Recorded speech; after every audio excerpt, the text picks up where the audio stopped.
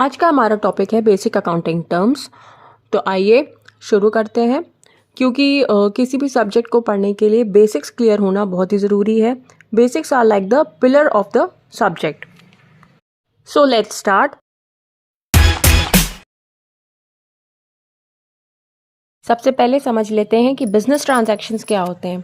अगर हम पढ़ेंगे तो किताब में लिखा हुआ है, a business transaction is an economic activity of a business that changes it's financial position.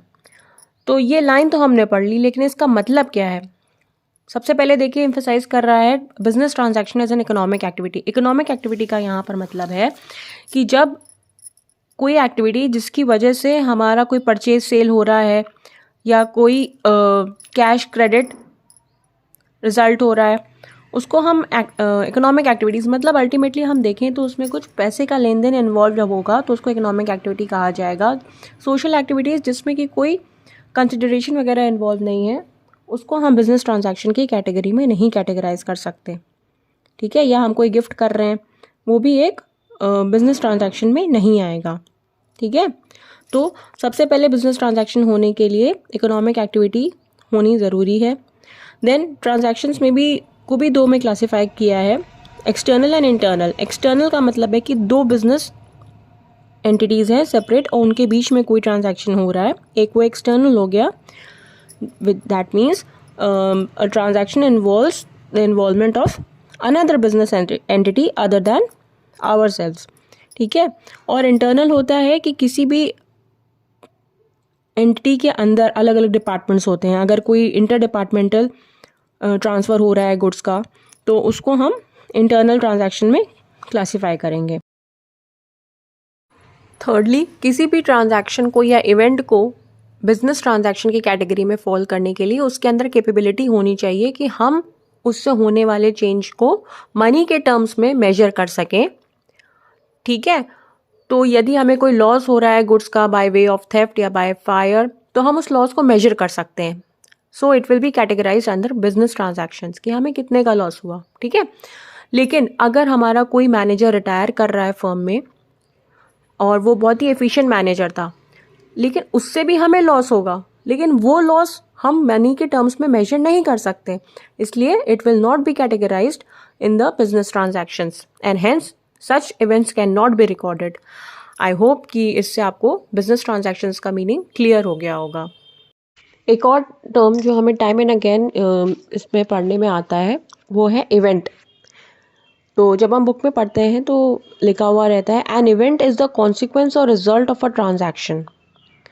तो इस लाइन से हमें क्या समझ में आता है कि जो अभी हम इसके पहले ट्रांजैक्शंस के बारे में, बिजनेस ट्रांजैक्शंस के बारे में डिस्कस कर रहे थे कि बिजनेस ट्रांजैक्शंस क्या होते हैं, तो जब हम उन बिजनेस ट्रांजैक्शंस को मॉनेटरी टर्म्स में अपने बुक्स में रिकॉर्ड करते हैं तो उससे अल्टीमेटली हमें एक रिजल्ट मिलता है।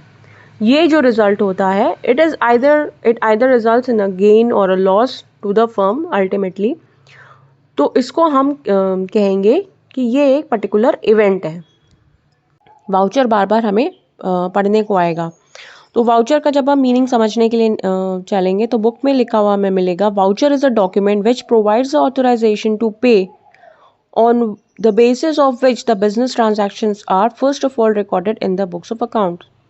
मतलब क्या हुआ कि एक वाउचर एक तरीके का पेपर होता है and it is in printed form which अलग अलग फर्म्स जो है अपने अपने नाम के अलग अलग वाउचर्स प्रिंट करवा सकती हैं। ठीक है, और इस वाउचर पे रिकॉर्डिंग होती है उन ट्रांजैक्शंस की, क्योंकि हर पर्टिकुलर ट्रांजैक्शंस के लिए जो मॉनेटरी वैल्यूज़ की होगी उसका पेमेंट हमें करना पड़ेगा। तो इन वाउचर्स को पहले अकाउंटेंट बनाता है, उसको ऑथराइज भी कराना पड़ता है एंड उसका वेरिफिकेशन होता है and only after that the payment is made. तो वाउचर इज़, आप समझ लीजिए कि एक बेसिस प्रोवाइड करता है किसी भी ट्रांजैक्शन को कि वो ऑथेंटिक है।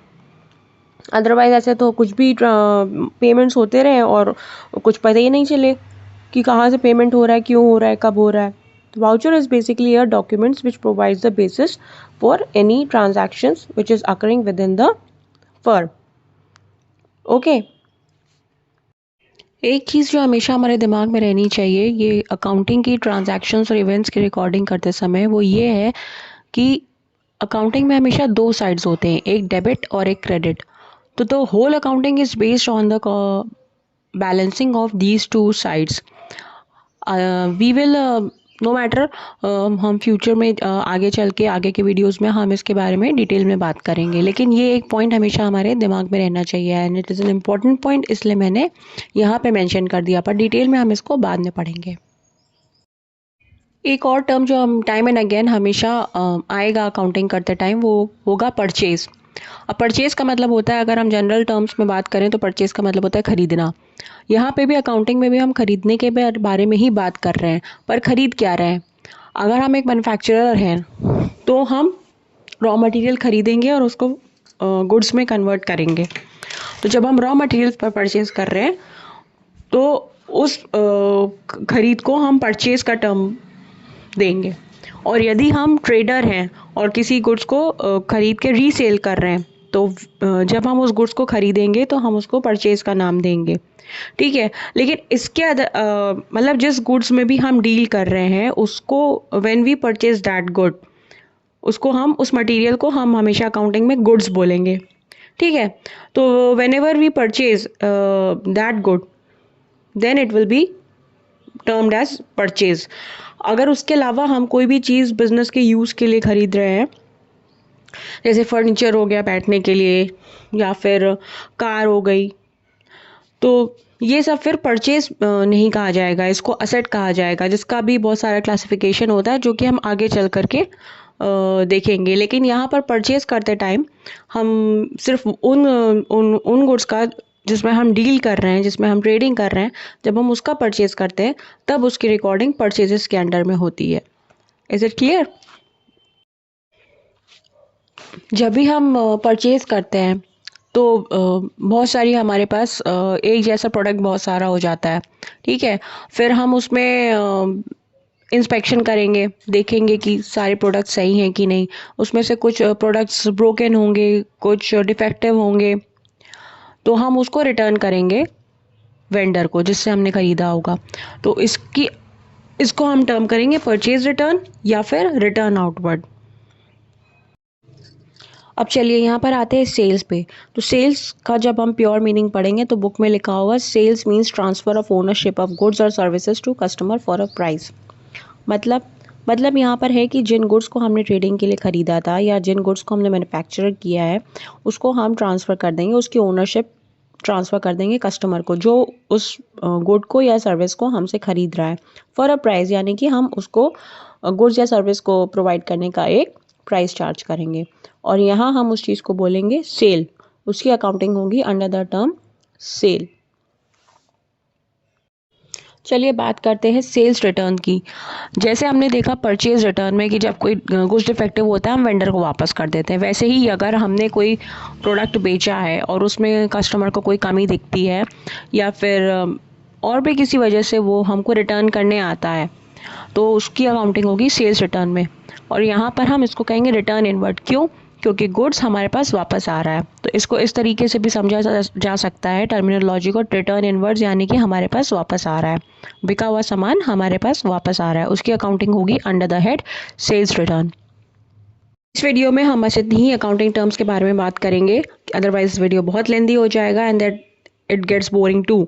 तो हम बाकी के अकाउंटिंग टर्म्स के बारे में दूसरा वीडियो बनाएंगे। तो अगर आपको मेरा वीडियो इन्फॉर्मेटिव लगा हो, कुछ आपके काम का लगा हो, तो प्लीज़ मेरे चैनल को सब्सक्राइब करिएगा और शेयर और लाइक कर दीजिएगा। Thank you.